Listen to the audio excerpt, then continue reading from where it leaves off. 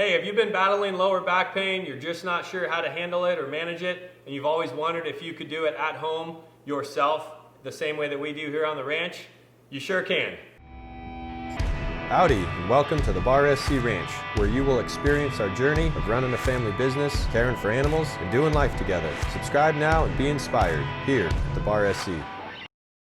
All right, hey there. We're going to get started with the foam roll today. So again, just to recap some of the things that I had taught in the past if you haven't watched any of the videos. Deep tissue massage work is an incredible injury prevention, injury maintenance technique that you can do at home, the comfort of your home with just a few simple tools. And today I wanted to talk more about the foam roll and how we can use the foam roll to help mitigate our lower back pain. Just to remind you, some of the science behind what's really going on here is that remember, there's always a cause and an effect going on when you have joint pain. So many people, and so oftentimes we directly connect the pain in our joints. So a knee pain, a hip pain, a lower back pain, feet pain. We tend to connect it with the problem and the symptom we want to say are two in the same, right? Or the problem and the cause. But the cause is always going to be separated from the problem. And so remember that the cause is oftentimes tight muscles, all right? So you've got this buildup of myofascial tissue in your muscles, and no matter where the pain is, we just move a little bit away from that pain into the muscle group that is responsible for constricting and contracting, right? So that muscle group is supposed to bear the load. Imagine having a bunch of rubber bands stretching, and when they can't elongate the way they're supposed to, the load is then transferred down the line, and what we feel in our joints is the result of that load being transferred down to the tendons and connective tissues, which are not elastic, and that's why we get excruciating pain in our joints. Really, most of the time it has nothing to do with your joints, it has to do with your muscle health, right? So again, I want to go over today, we really want to talk about how we can use this magical tool, this $35, $40 tool from Trigger Point Therapy, how we can use this to help our lower back pains. Right? So on the ranch here, we're constantly dealing with aches and pains, working really long days, hard days, manual labor. So I'm now the sort of the honorary fitness wellness coach, and this is one of the things that I teach even my people here on the ranch, and this is something we all practice on a regular basis to make sure that we can stay healthy and well and strong. So lower back pain. A lot of your lower back pain, which it comes off the pelvic girdle, all right? So imagine this being the pelvic girdle. All right, and I'll do a side view here. All right, if this is the pelvic girdle here, this is going to be the back side of our pelvic and the front side. The back side of the pelvic girdle is connected to your hamstrings, even some of your quads, your IT band, and your glutes, all large muscles meant to carry a large load. All right, these are heavy muscle groups and powerful muscle groups. All right, but then the top of the pelvic girdle is connected to our lower back, our lower lumbar muscles, which are not very powerful and strong. So what you have is competing interest, right? Or you have an antagonist situation where you've got the muscles down below in your lower extremities they get tight and they're pulling down. Literally, they're manipulating your pelvic girdle in a downward fashion, right? And in doing so, it hyperextends your lower lumbar, all right? So often when you get lower back pain, it's just above your waistline, just above your belt, all right? And it can tend to be on one side or the other, right? You can find it on one side or the other because there's a direct correlation, the right side of the back to the right leg, left side to the left leg, all right? And so as we identify that pain, what we want to do is start going through and doing our self-diagnosis. And so when I feel lower back pain, all right, I want to start with just below my belt loop, all right, onto my glutes. And again, we talked about you don't want to roll out the joint itself. All right? Rolling out is meant to happen on the muscles themselves. Right? So we're looking for aches and pains that will show up when we find a trigger point. Right? When we find a knot in our glutes, all right, in our hamstrings, in our IT band, wherever that might be, that trigger point is essentially a clump of the scar tissue that's inhibiting the elasticity of the muscle. So like we talked about, take a bunch of rubber bands and start stretching them out, right? And you feel the elasticity, and then have someone grab 20 or 30% of those rubber bands, and now you've lost some of your elasticity, right? Which means you've lost some of your mobility in your joint.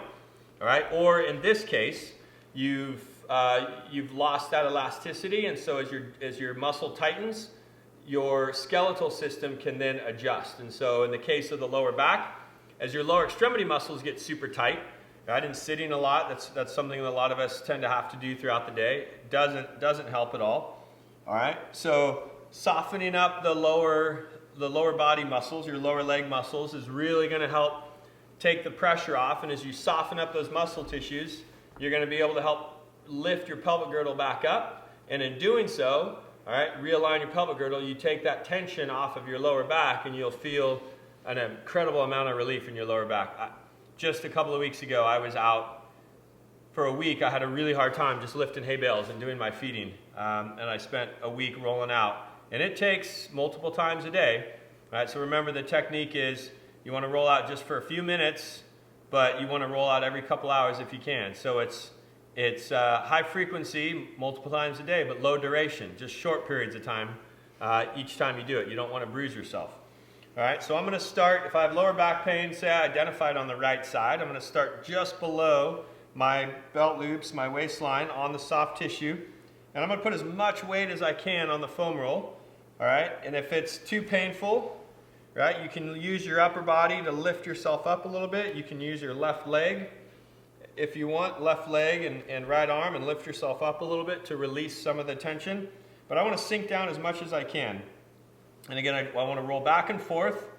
And if I don't find anything, I want to start rotating my hips. All right, so you're going to roll front to back, but at the same time, you're going to start to pivot your hips one way or the other. All right, looking for these hot spots, right? These trigger points is what we refer to them as. Because what that trigger point is, again, it's a clump of tissue that's eliminating or reducing the elasticity of your muscle. All right, so glutes are really common. All right, if I don't find anything in my glutes, then I'm going to walk down to my hamstrings. All right, so again, hamstrings oftentimes super tight. All right, so I want to relax the leg that I'm rolling, keep the muscle tissue soft as possible. All right, and I'm going to use my left leg and both arms just to rock myself back and forth. And again, I'm going to roll my hips side to side, trying to find those knots. Sometimes if you've not, oh, there's one right there. Oh my gosh. So now I'm working a little bit towards my IT band. I was going to get to that next, but I guess we're going to get there sooner than we thought. But, remember that sometimes when you first do this, it's quite possible that just your entire top muscle layer is tight. And so maybe the first couple times you roll out, you don't even find a trigger point because you're just so tight at the surface that you got to start layering down. And so you get through the first layer of just all around tightness. And then as you can dig deeper, that's usually when you find those trigger points. So I'm here rolling out my hamstring like I was showing you, just forward to back. All right, and if I'm not finding anything, what I started doing was rotating my hips like we said we should. And I ended up on the IT band. And now I just found a zinger right where my hamstrings start to move into my IT band. All right, and what's crazy is you only have a pressure point. So as I sit on the foam roll, maybe the size of a golf ball, right, is about the pressure point that I'm getting. So the surface area that I'm covering is about the size of a golf ball. So you really do need to roll forward and back and slowly pivot side to side in order to find a spot. You don't want to miss anything. So what I've done now is I've taken my left leg, crossed it over, and I've used both arms here to, again, hold my upper body. I'm using that left leg to drive forward and back, and I'm keeping my right leg as relaxed as possible. Right? And when you find a spot, like I just found one here, it hurts like crazy. But what you want to do is just sit on it and dig in for 30 to 60 seconds. Don't forget to breathe. What you're doing is you're just applying that deep pressure in that isolated area, and that's going to help soften and release that myofascial tissue that's bound up and knotted up. And that just holding that concentrated pressure will help release that. What we're doing here by rolling is we're promoting blood flow. All right, so that 20 or 30% of the muscle that hasn't been in use has been deadened, right? If you're not using a muscle, it'll atrophy. And so by rolling out, we're promoting blood flow, which is great. We're trying to bring life back to those deadened tissue areas. All right, but we're also helping to elongate the muscle fiber. Just imagine a lump of dough in a rolling pin. Right? As you're rolling out, you are actually elongating that muscle and really helping to stretch it out and and bring life to it. So oftentimes you'll feel a warm tingly sensation. That's really good. That's life coming back to your muscles. All right, so I'm on my AT band. I found a spot, but I'm going to keep moving. And now I want to roll back all the way to the front. All right, so again, I'm going to use my left leg, and I'm going to go ahead and switch to my left leg so you can see this better. All right, so my right leg is down, both my arms, I'm rolling myself back and forth. And again, I'm putting as much weight as I can, all right, and slowly just back and forth. Now the quads, believe it or not, you know, everything is connected in the human body. And one thing that we forget is that there's oftentimes imagine the domino effect, right? So dominoes start falling, there's a chain reaction. Now that's real common in science, right? The chain reaction. And the other way I like to explain it is just imagine a bunch of ropes and pulleys. And as you pull over here, this pulley, as you maybe engage over here, this pulley is supposed to spin, and then this pulley is supposed to spin, and then this over here is supposed to move. So as I pull here, I'm supposed to get an action, or my action is pulling, my reaction is maybe a moving of the joint, and a flexion or extension of the joint. But I might have a pulley up here that's locked, right, my trigger point. So even though I'm pulling here, this is now not moving, and I'm hurting up here. And so remember that there's a cause and effect, but there's also a chain reaction. So there is part of the quads that are, again, through other muscle groups connected into your lower back. So I actually just found this to be true a year or two ago. Michelle and I were working on some back pain, and we found that the quads also are an issue when dealing with your lower back. So you want to stay on your quads, roll all the way up, again, to your belt loop. Don't roll up into your pelvic bone, just stay on the quad. All right, and I know we talked about the IT band can be a problem with the knees. The quads can also be a problem with the knees.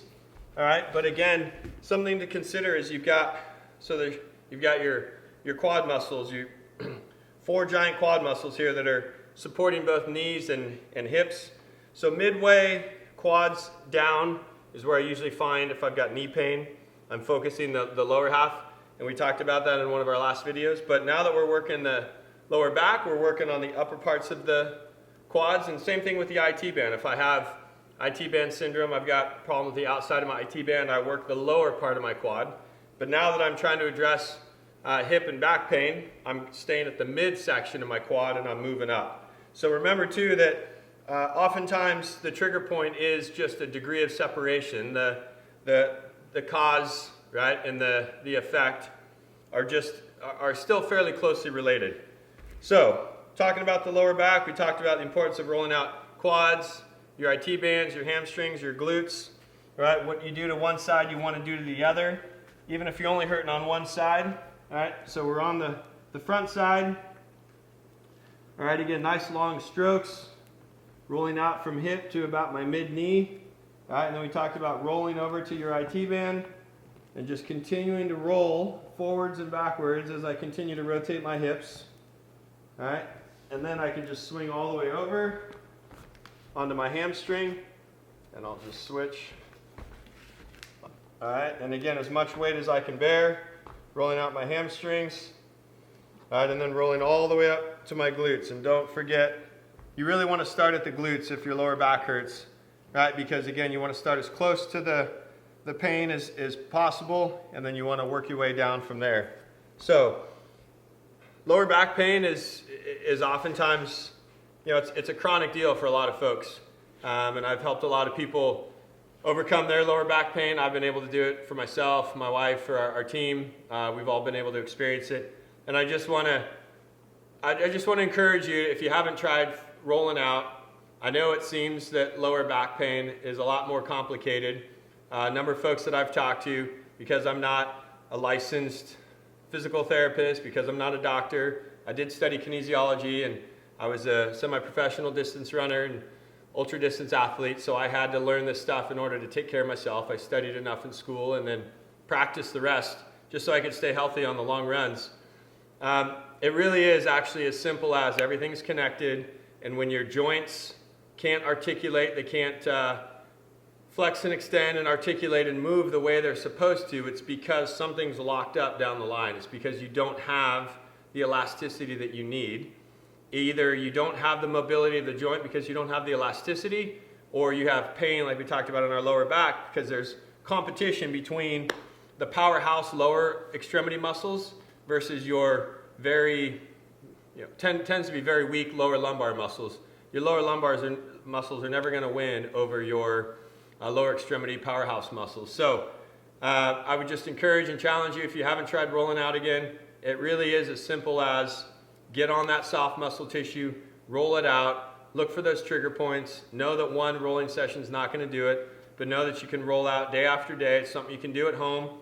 Like I said, these tools are super inexpensive. You can do it yourself, which is nice. You don't have to travel anywhere or pay somebody else.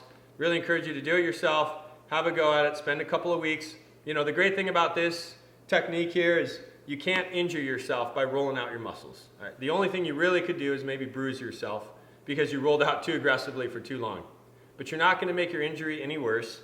You're going to roll out your big soft muscle tissues, and either you're going to find some relief or you're not. So in a lot of cases, you don't have a whole lot to lose. Pay a couple bucks for the roller, right? And either you'll get better or you'll stay the same, but you're not going to make your injury any worse. So try it out. Happy rolling, and leave some questions, comments in the section below. If you have any more questions that you want to ask, I really am passionate about inspiring and educating people with the tools and knowledge they need to manage their own physical health. So be well. If you enjoy this video, we'd love to hear from you. Like and subscribe and leave a comment about what you might like to see in future videos. We'll see ya back on the ranch.